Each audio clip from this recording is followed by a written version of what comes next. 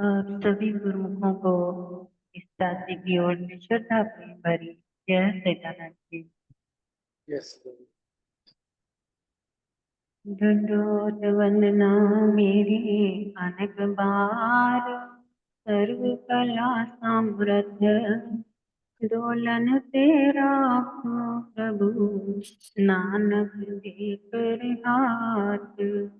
ज्ञान अंजन सतगुरु दिया, अज्ञान अंधेर विनाश। हर कृपा ते संत भेटियो, होया मन परगास।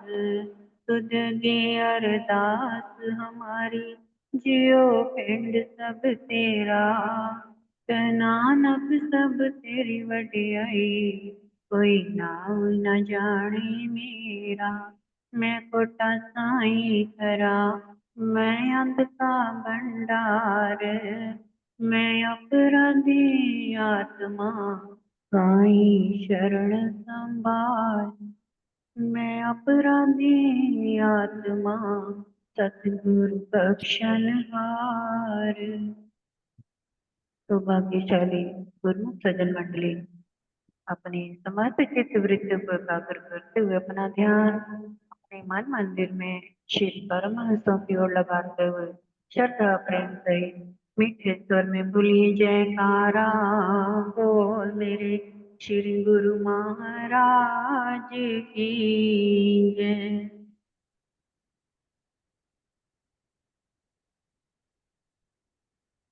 आए हैं तो जाएंगे,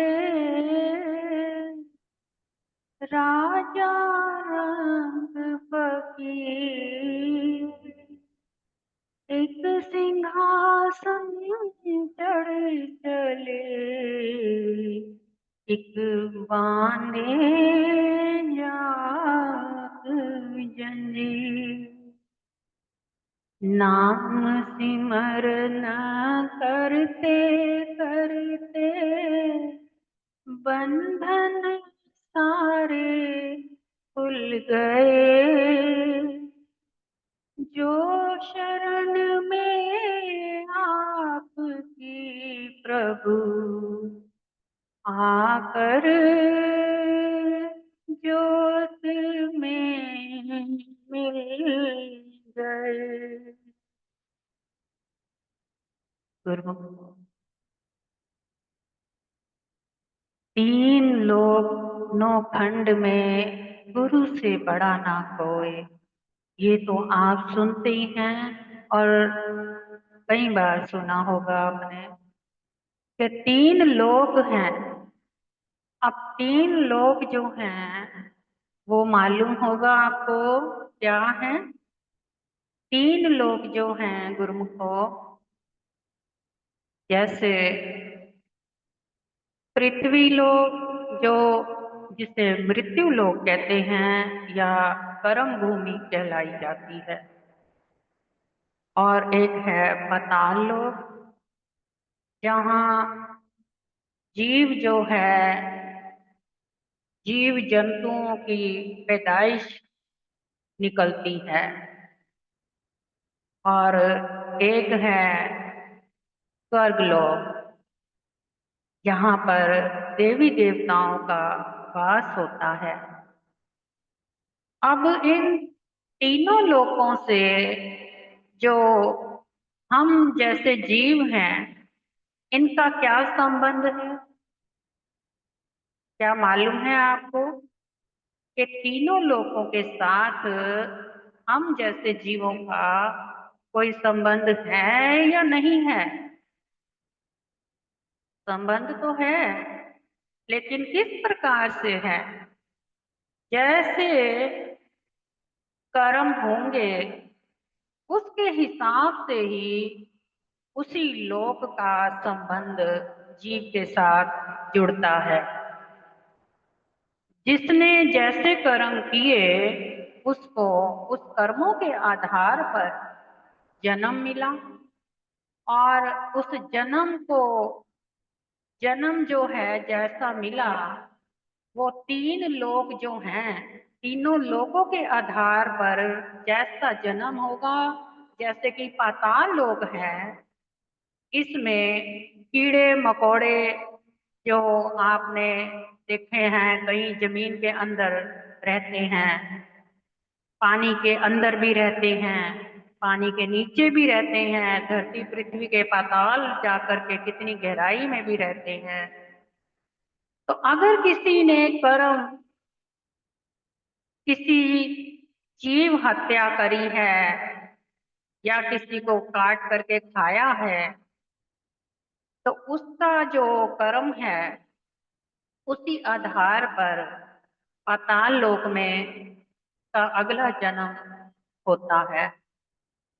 और अगर किसी का भला किया है, किसी का सहारा बना है या फिर नेक कर्म कमाए हैं, तो उसका जो जन्म है वो पृथ्वी लोक में होता है। अब जो स्वर्ग लोक है, यानी कि जहाँ पर देवी देवता वास करते हैं, वहाँ किस प्रकार के जीव को जन्म मिलता है, जाने का आधार मिलता है?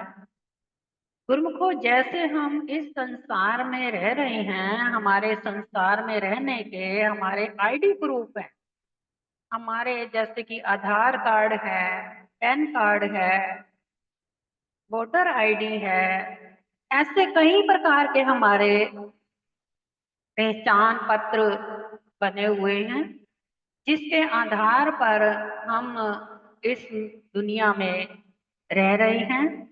और ये कुछ रूल भी हैं, क्योंकि जीव की पहचान जो है इन आधार पहचान पत्रों द्वारा ही की जाती है। इसी प्रकार से हमारे कर्म जो हैं ये हमारी पहचान पत्र है, ये हमारा आधार कार्ड है परमात्मा की नजर में। तो इसकी वजह से हमें जैसा हमारे आधार कार्ड पहचान पत्र होगा, उसी प्रकार के देश में हमें रहना होगा। जैसे हमारा हिंदुस्तान का आधार कार्ड है तो हम विदेश में नहीं रह सकते ना, और जिसका विदेश का उसका पहचान पत्र है तो वो हिंदुस्तान में नहीं रह सकता। तो इस प्रकार से हमारे जीवों को आधार जो है कर्मों का है। अब आता है स्वर्ग लोक में कैसे जीव पहुंचते हैं। गुरुमुखो, स्वर्ग लोक में वो जीव पहुंचते हैं जो देवता स्वरूप कर्म कमाते हैं। अब देवता स्वरूप कर्म जो है कैसे कमाए जाते हैं, जिसमें कि निस्वार्थ भक्ति होती है, निस्वार्थ सेवा होती है, और कभी भी किसी भी प्रकार का द्वेष भावना जिसमें कदापि नहीं होती, और हर वक्त अंदर ध्यान जो है पाक और पवित्र रहता है। ऐसे जीव जो हैं वो स्वर्ग लोक के वासी बनते हैं, जहाँ पर उनको देवी देवता का दर्जा दे करके उनको वहां पर रखा जाता है।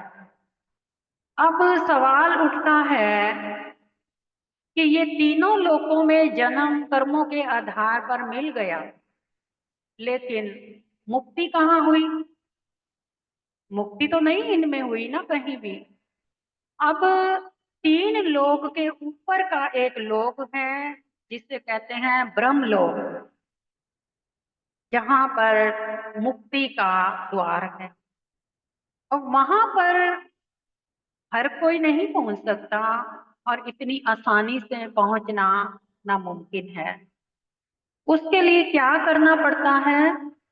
उसके लिए हमें ना जाने कितने मनुष्य जन्म लेने पड़ेंगे, क्योंकि 84 की जो हमारी जूने हैं उनमें से अगर बार बार हमारा अच्छे कर्मों की खातिर मनुष्य जन्म बार बार हो रहा है, तो उसमें फिर उस कर्म जागता है कि कोई हमें संत मिलता है, कोई गुरु मिलता है जो हमें नाम शब्द की दीक्षा दे करके हमारे अंदर की ज्योति को जगाता है।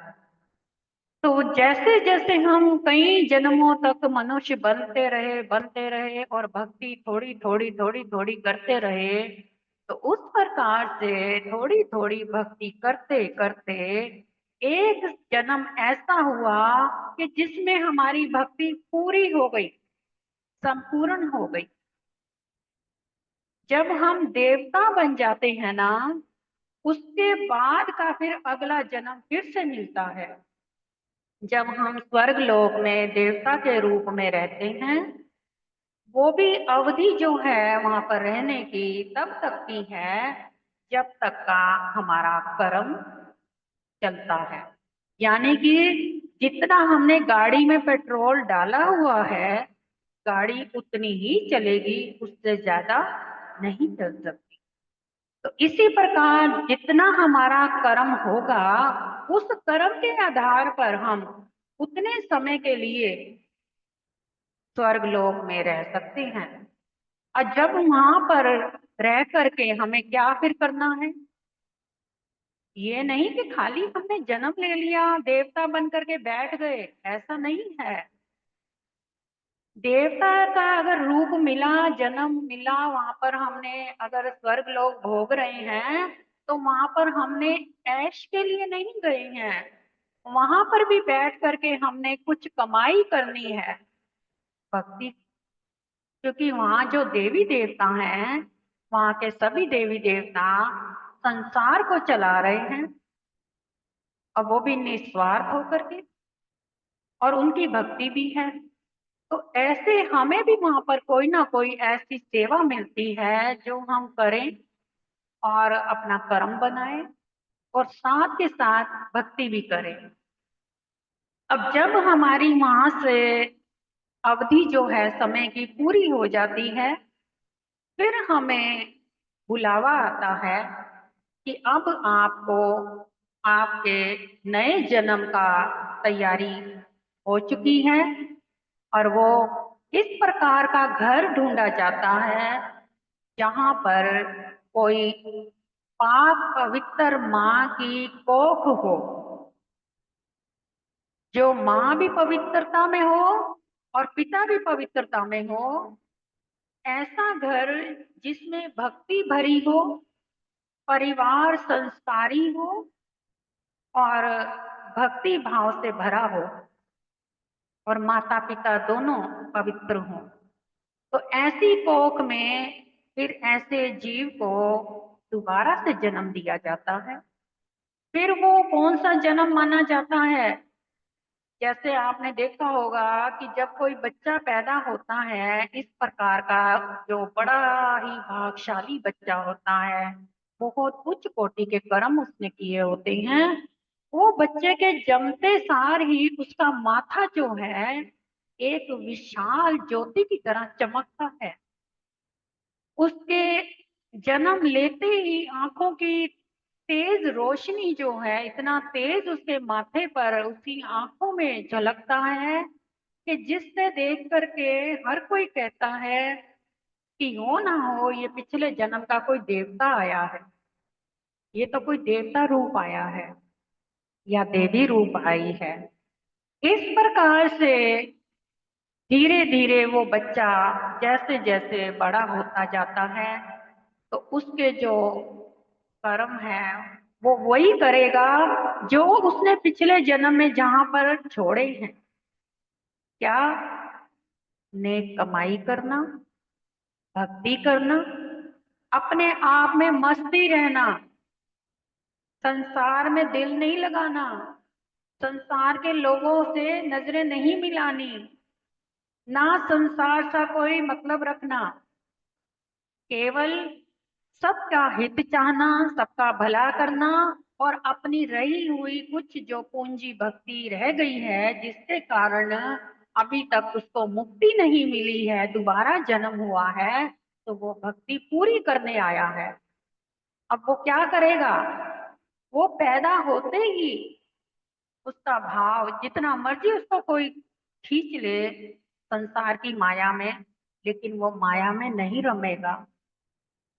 एक पल को अगर मान लो माया ने छल कर भी दिया, तो परिवार वालों ने जैसे कैसे करके उसके ऊपर अगर मोह ममता का जाल बिछा भी दिया, लेकिन वो क्या करेगा कि अपने फर्ज अदा जरूर करेगा, माता पिता के खातिर, परिवार के खातिर। लेकिन अंदर से उसकी जो मोह बंधन की तारें हैं वो कभी किसी से बंधेंगी नहीं, वो आजाद रहेगा।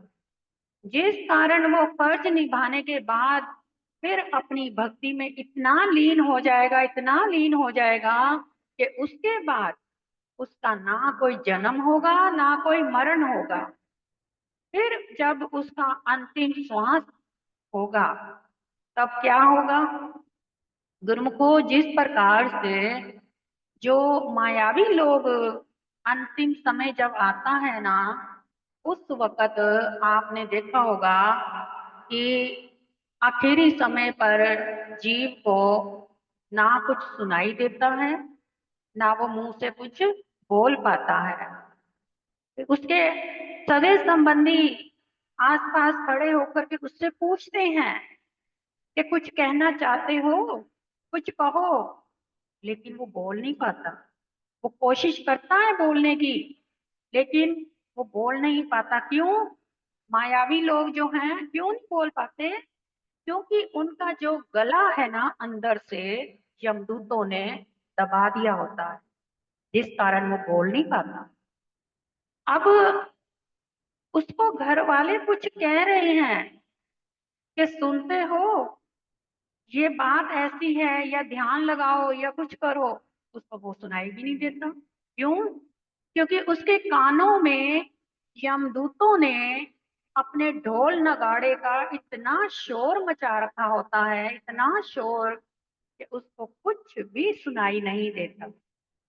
तो इस प्रकार से जब उसका अंतिम समय आता है तो वो ना कुछ कह पाता है ना बोल पाता है, और अंत इसका फिर से वापस 84 में भटक जाता है।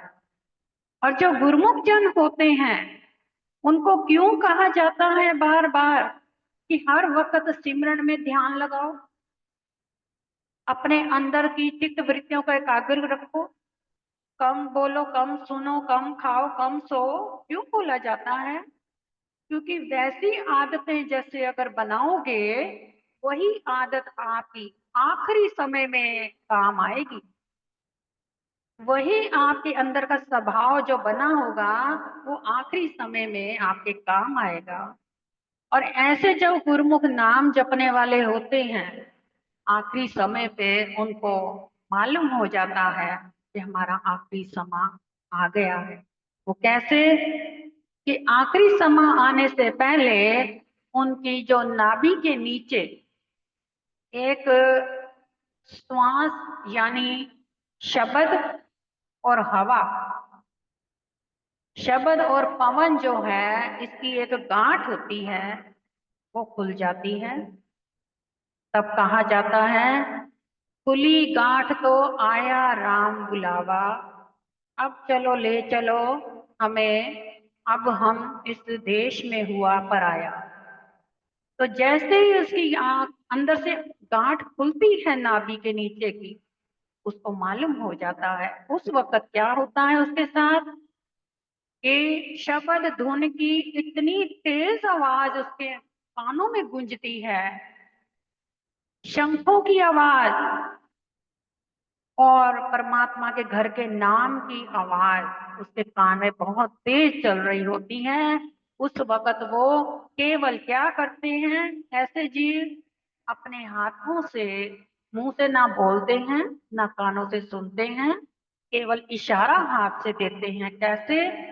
सारे परिवार को अपने हाथ का इस प्रकार से इशारा दे करके सबको अपनी चीज दे करके जाते हैं कि सारे इसी प्रकार फलो फूलो, कि ये बाग परिवार हरा भरा बना रहे, और ये भक्ति से इस परिवार में गुलशन खिला रहे हैं।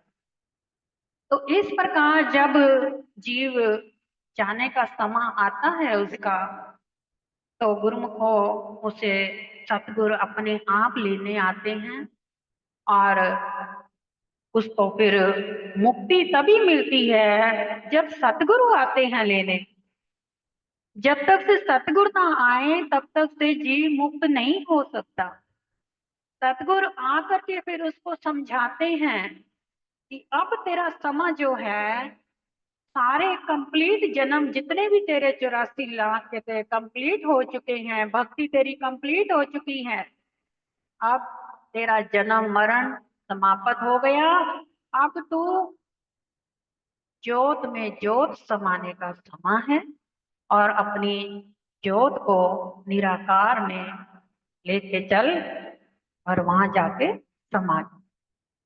तो अंतिम समय जीव इस प्रकार से ज्योत में ज्योत लीन हो जाती है और जन्म मरण से छुटकारा हो जाता है।